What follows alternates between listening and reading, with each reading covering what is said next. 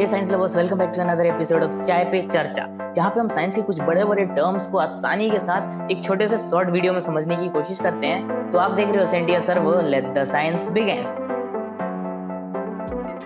आज की इस वाली वीडियो में हम बात करने वाले हैं इलेक्ट्रोमैग्नेटिक स्पेक्ट्रम के ऊपर। अब इसको इलेक्ट्रोमैग्नेटिक वेव और इलेक्ट्रोमैग्नेटिक रेडिएशन भी कहा जाता है, ईएम वेव या ईएम रेडिएशन कहा जाए, सारी चीजें एक है। अब जैसे कि आप नाम देखो इलेक्ट्रोमैग्नेटिक वेव, तो बेसिकली ये एक वेव है जो कि इलेक्ट्रिक और मैग्नेटिक फील्ड के साथ है। अब अगर इसकी डिस्कवरी की बात करें तो 1887 में हेनरिच हर्ट ने अपने लेबोरेटरी में रेडियो वेव्स प्रोड्यूस करके डेमोन्स्ट्रेट किया था कि वेव्स की एग्जिस्टेंस होती है। अब now talking about electromagnetic spectrum क्या होता है, तो बेसिकली ये जो वेव्स होती हैं ये कई टाइप में होती है और उन सारे टाइप को हम इलेक्ट्रोमैग्नेटिक स्पेक्ट्रम कहते हैं। अब जैसे कि आप अपना फोन देख रहे हो और उस फोन में ये वीडियो चलती है, आप अपने सराउंडिंग की जो भी चीजें देख पा रहे हो वो इसीलिए देख पा रहे हो क्योंकि वो सारी की सारी चीजें एक वेव इमिट कर रही हैं जिसे हम विजिबल लाइट के नाम से जानते हैं। अब इलेक्ट्रोमैग्नेटिक स्पेक्ट्रम जैसा कि आप ये देख रहे हो, इसका एक छोटा सा पोर्शन ही विजिबल लाइट है, यानी कि जो भी चीज हम अपने नेकेड आई से देख पा रहे हैं वो सिर्फ और सिर्फ इसीलिए देख पा रहे हैं क्योंकि वहां से जो वेव ट्रांसमिट हो रही है उसकी वेवलेंथ 380 नैनोमीटर से 740 नैनोमीटर के बीच में ही है,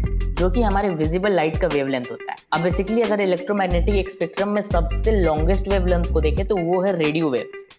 अब एक रेडियो वेव का वेवलेंथ 1 मिलीमीटर से 100 किलोमीटर तक हो सकता है, और ऐसे ही जैसे जैसे वेवलेंथ छोटा होते जाता है वैसे वैसे रेडियो वेव से माइक्रोवेव से इंफ्रारेड और फिर विजिबल लाइट आती है। अब विजिबल लाइट के बाद भी अल्ट्रावायलेट लाइट, एक्स रेज और गामा रेज आते हैं, और इन सारी चीजों को मिलाकर बनता है इलेक्ट्रोमैग्नेटिक स्पेक्ट्रम। तो बेसिकली हम चाय पर चर्चा कर रहे थे, तो वीडियो भी काफी शॉर्ट होनी चाहिए क्योंकि आपके चाय खत्म होने से पहले वीडियो खत्म हो जानी चाहिए। तो बाकी सारे टॉपिक को हम अलग अलग आने वाली वीडियोस में कवर करते रहेंगे कि आखिर इन सारे वेव्स का यूज हम कहाँ और कैसे करते हैं। जैसे कि अल्ट्रावायलेट वेव्स जब हमारी बॉडी पे पड़ती है तो हमारी बॉडी विटामिन डी प्रोड्यूस करती है, या फिर माइक्रोवेव से खाना कैसे गर्म होता है, या रेडियो वेव से हम इंफॉर्मेशन कैसे एक जगह से दूसरे जगह ट्रांसफर करते हैं, वो भी लाइट की स्पीड से।